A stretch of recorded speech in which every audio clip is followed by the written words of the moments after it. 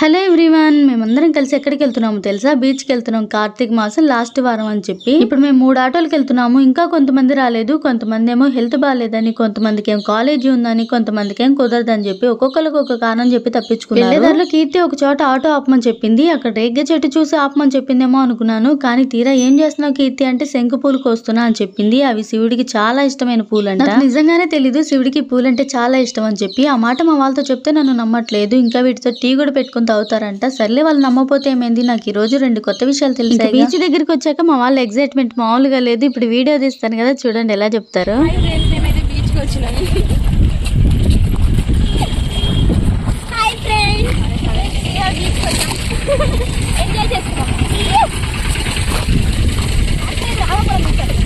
ఇది రామాపురమా? బాపట్ల అని చెప్పి అబ్బా కంప ఇక్కడే స్టార్ట్ అయింది.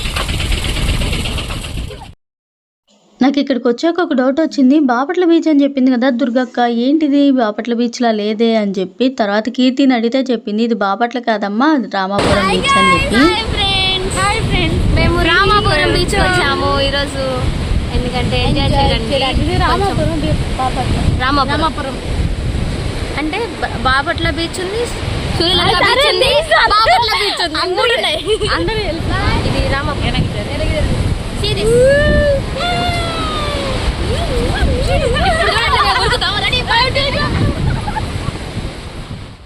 ఇంకా బీచ్ దగ్గరికి వెళ్ళాక వాటర్ని చూడగానే మా వాళ్ళు కొంతమంది తడుస్తూ ఎంజాయ్ చేద్దామని వెళ్తే, ఇంకొంతమంది ఏమో ఫొటోస్ వీడియోస్ తీసుకుందామని ఆగారు. ఇంకా దుర్గకి అయితే పాపం ఏం చేయాలో అర్థం కాలేదేమో అటు ఇటు తిరుగుతూ ఉంది. మస్తాని ఏమో నాతో మాట్లాడదంటే నా పైన అలిగింది. దేనికంటే మేము వచ్చే ఆటోలో తను రాలేదని చెప్పి. అక్క చెప్పి టైంకి రావచ్చుగా, అట్లా రాకుండా ఎప్పుడుకో ఆచుకొని తీర్చుకొని వచ్చింది. అక్క ఏమో మనం ఈ ఆటోలో వెళ్ళిపోదాం, తర్వాత ఆటోలో వచ్చిందిలే అని చెప్పింది. ఆ విషయం నేను చెప్పినా కూడా అర్థం చేసుకోవట్లేదు. నేను ఇక్కడ ఇంతమంది ఉన్నా క్లోజ్ గా ఉండేది ఒక 3-4తోనే. వాళ్ళల్లో కూడా ఒకరితో క్లోజ్ గా ఉంటే ఇంకొకరు కోపం వస్తా ఉంటది. ఒకవేళ వాళ్ళ కోపం వచ్చినా కూడా అది ఎక్కువసేపు ఉండదు, ఉండనివ్వను అనుకో. మా వాళ్ళైతే ఎవరికాళ్ళు ఫుల్ ఎంజాయ్ చేస్తూ ఉన్నారు. రీల్స్ చేసేవాళ్ళు రీల్స్, ఫొటోస్ దిగేవాళ్ళు ఫొటోస్, ఇంకొంతమంది అయితే వాటర్ లో ఎంజాయ్ చేస్తూ. అవును, కార్తీక మాసంలో సముద్ర స్నానానికి వెళ్ళాలి, వన భోజనాలకు వెళ్ళాలి అంటూ ఉంటారు కదా. దీనికి రీజన్ ఏంటో నాకు తెలియదు, కానీ నాకు తెలిసిందల్లా సీజన్ లో మాకు అసలు ఎటు కూడా ఖాళీ ఉండదు కాబట్టి అన్ సీజన్ అయినా అందరూ ఇలా అప్పుడప్పుడు బయటకు వస్తూ చిల్ అవుతూ థ్రిల్ అవ్వాలి. నేను కీర్తి చిన్నారి ఆ వాటర్ లేని తడవద్దులే, ఊరికే ఫొటోస్ కానీ వీడియోస్ కానీ తీసుకుందాం అనుకున్నాము. కానీ మిగతా మాతో పాటు వచ్చిన వాళ్ళు ఊరుకుంటారా, మేము తడవని చెప్తే తీసుకెళ్లి మా ముగ్గురిని ముంచేశారు ఆ వాటర్ లో. ఏమో వెళ్ళా చేత ఏదో రీల్ ప్రాక్టీస్ చేపిస్తుంది. అక్కడ వాటర్ లో తోసుకుంటున్నారు కదా వాళ్ళు కూడా మా బ్యాచ్. ఇంకా చాలా సేపు వాడిన తర్వాత ఆకలి అవుతుంది, తిందాం రండి అని చెప్తే వచ్చాము. బయటకు వచ్చాక భాష గడి చలేస్తుంది అంటే చలిమంట వేసుకుంది. నేను చేపలు తింటా గానీ వాటి పేర్లు అయితే తెలియదు నాకు. అందులో ఎండు చేపలు అయితే తింటా గానీ ఇట్లా ఏదో అక్కడ కుప్ప పోసినాయి చూసారా, ఆ చేపల పేరు తెలీదు. నేను అవి వండలేదు, తినలేదు కూడా ఇంతవరకు. నిజంగా అలా చూస్తే తినాలని కూడా అనిపించదు కదా. సైన్యమంతా వెళ్తున్నాము తినడానికి. ఇంతమందికి ఫుడ్ వండుకొని రావాలంటే మేము నిద్ర లేచి రెడీ అయ్యి అక్కోళ్ళ ఇంటికి వెళ్ళి అక్కడ ఫుడ్ వండుకొని వచ్చేటప్పటికి ఖచ్చితంగా లేట్ అయిద్దని చెప్పి అక్క తెలివిగా ఆలోచించి ముందు రోజునైతే క్యాటరింగ్ తెలిసిన వాళ్ళు ఉంటే వాళ్ళకి చెప్పింది పలానా టైం కల్లా కావాలని చెప్పి. అందరూ ఒక చోట కలిసి కూర్చొని తింటే బాగుండేది. కానీ తడి బట్టలు, మట్టి నేల, పట్టాలేమో కొన్ని తీసుకొచ్చారు. ఆ తీసుకొచ్చిన పట్టాల మీద కొంతమంది కూర్చున్నారు. ఇంకా మిగతా వాళ్ళు కూర్చొని ఆ మట్టి అంటించుకోవడం దేనికిలే అని చెప్పి ఎవరి కాళ్ళు నుంచొని తిన్నాము. ఇంకా ఫుడ్ తినేసాక మా వాళ్ళు ఆ తిన్న జరగడం కోసం ఏదో డాన్స్ ప్రాక్టీస్ చేస్తున్నారు. మిగతా వాళ్ళేమో మళ్ళీ వాటర్ లో ఆడుకోవడానికి వెళ్ళారు. నేను చిన్నారి కీర్తి మస్తాని అయితే వెళ్ళలేదు. ఇంక సరదాగా అటు తిరుగుదామని చెప్పి వెళ్ళాము. మస్తాని ఏంది డల్లుగున్నావు అని చెప్పి అడుగుతుంది. నిజంగానే నాకు చాలా బాధగా ఉంది. దేనికంటే బీచ్కి వచ్చిన ప్రతిసారి నేను చేప తినకుండా అస్సలు వెళ్ళను, కానీ ఇప్పుడు ఫస్ట్ టైం నేను తినకుండా వెళ్తుంది. ఎందుకంటే వీళ్ళు బాపట్ల బీచ్ అని చెప్పి రామాపురం బీచ్ తీసుకొచ్చారు. అదేంటని అడిగితే ఇక్కడ వాటర్ నీట్గా ఉంటాయి, జనాలు తక్కువ ఉంటారు, ఫొటోస్ కానీ వీడియోస్ కానీ మంచిగా దిగొచ్చు అని చెప్తున్నారు. అది కూడా నిజమేలే, కానీ చేపలు వేయించి అమ్మే షాపు ఒకే ఒక్కటి ఉన్నా బాగుండేది. కానీ చేపలు ఇంటి దగ్గర తెచ్చుకొని వండుకొని తినలేక కాదు, ఇలా బీచ్కి వచ్చినప్పుడు ఆ చేపలను వాళ్ళు శుభ్రంగా కడిగి కడగకుండా ఎప్పటి నుంచో స్టాక్ ఉన్న నూనెలో వేయించి దాని మీద చిన్నులపై కారం చల్లిస్తారు కదా, అప్పుడు దాని టేస్ట్ ఉంటుంది. అబ్బా ఇంత బాగుంటుందో వేడివేడిగా తింటుంటే. నిజంగా మన ఇంట్లో శుభ్రంగా వండుకుని తిన్నా కూడా ఇంత టేస్ట్ రాదు. బీచ్కి వచ్చినప్పుడు వాటర్ లో తడుస్తూ ఎంజాయ్ చేసే వాళ్ళని చూసా, కానీ ఇలా వాకింగ్ చేస్తూ ఎంజాయ్ చేసే వాళ్ళని నేను మా వాళ్ళనే చూస్తున్నా. ఇంకా ఇంటికి స్టార్ట్ అయ్యేటప్పటికి మేము చాలా పొద్దుపోయింది. ఆ సముద్రం వాటర్ కి మా అందరి మొహాలు మసబొగ్గులా మాడిపోతాయి అనుకున్నా కానీ కొత్తిమీర కట్టలా వాడిపోయాయి. దుర్గక్కని ఎన్నింటికల్లా వెళ్తాం అక్కంటే 5 గుంటూరులో ఉంటాం అని చెప్పింది. కానీ మేము స్టార్ట్ అయ్యేటప్పటికి అక్కడ 6 అయింది. సర్లే కానీ వీడియో నచ్చింది.